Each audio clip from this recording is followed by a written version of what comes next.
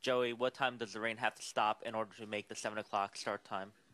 Well, obviously, it's going to depend on the other weather conditions around it, the temperature, the breeze. We believe it's about a 2-hour process to dry the track, but that could take longer or that could go shorter just depending on if there's pockets during the day in which we can get the track dry. So a lot of circumstances, but based on the weather, based on NASCAR, we think 7 o'clock is realistic. We also have some buffer if we had to delay even a little bit longer than that.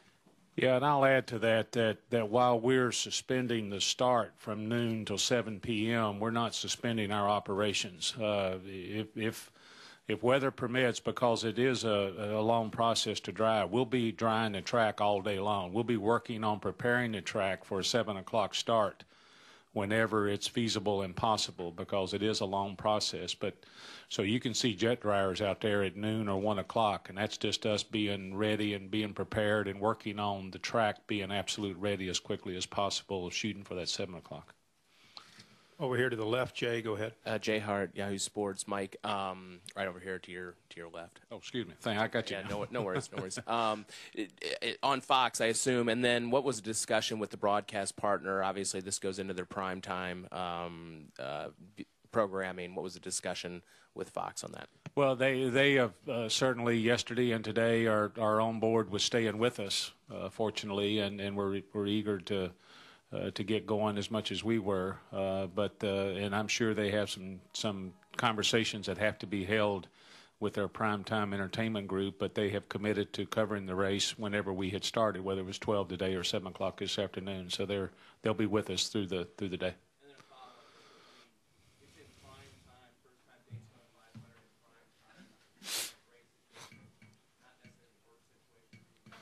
Well, certainly you'd like to try to make some lemonade out of lemons, and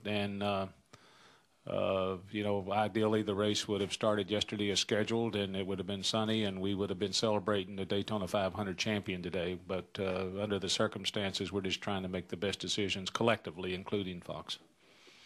Mike, Chip Carter with Fox out of Tampa. Can you talk about, just come in on the backside of it, some of the points that you went over before coming to this decision? And are you reasonably certain that the race will go at 7 o'clock? If not, what's plan B? Is it Tuesday? Is it a date in April?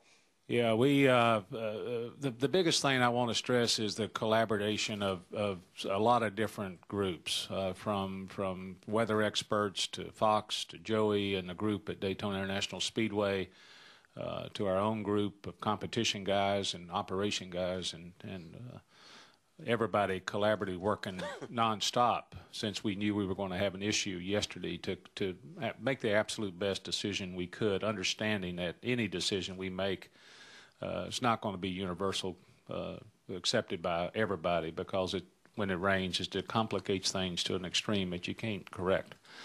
But we do want to make the best decision possible, and we did that with a lot of people's input and a lot of effort and a lot of thought process going into the community, the public service groups that have to support the event, the ticket buyers who invested in their money and time to be here to see the Daytona 500 as part of Speed Weeks, and the fans who were at home expecting to sit and watch a Daytona 500. So we had a mesh of all of those stakeholders in the decision-making process, but also a mesh of all the stakeholders in making the decision to come to the one we did today.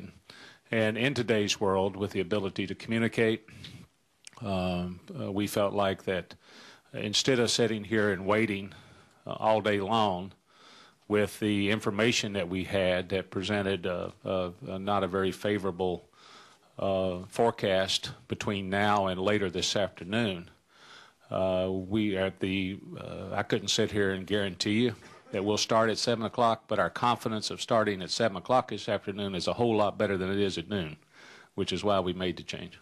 Is there a plan B if it doesn't go? Would you go Tuesday is an option. We're focused on this afternoon today and this afternoon right now, but just so everyone knows that Tuesday is an option before we'd have to reconsider packing up and leaving, but tomorrow is an option. Let's go back. Kenny has one, and then I think Claire. Go ahead, Kenny. Kenny Bruce with SingDaily.com. Mike, I'm assuming this is a situation where you guys look at it and say, you know, we want enough of a window to get the entire race in, that it's not a situation where we just want to get it started and get it to halfway. And also, with the 7 o'clock start, Is there a drop dead date as far or time as far as if it's raining then, but we can get on the track at 7:30? Then we're not going to call it at 7 if it's still if we can't start exactly at 7, we're not going to give up at that point. Yeah, and you're right, Kenny. It is a function of the entirety of the event since we've not started yet. Our effort is to run the entire 500 miles, and that's the decision that we make initially that includes the entire 500-mile distance.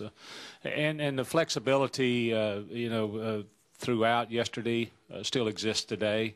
We're targeting 7 o'clock because we feel like it's realistic. If it takes a little bit longer to get ready to go, I think everybody's willing to do that to accomplish the conclusion of the Daytona 500 within a reasonable amount of time. So 7 o'clock is not a drop-dead critical moment. It's just it's the time that we felt like it gave us our best shot right now. But we could go a little bit later if it's necessary.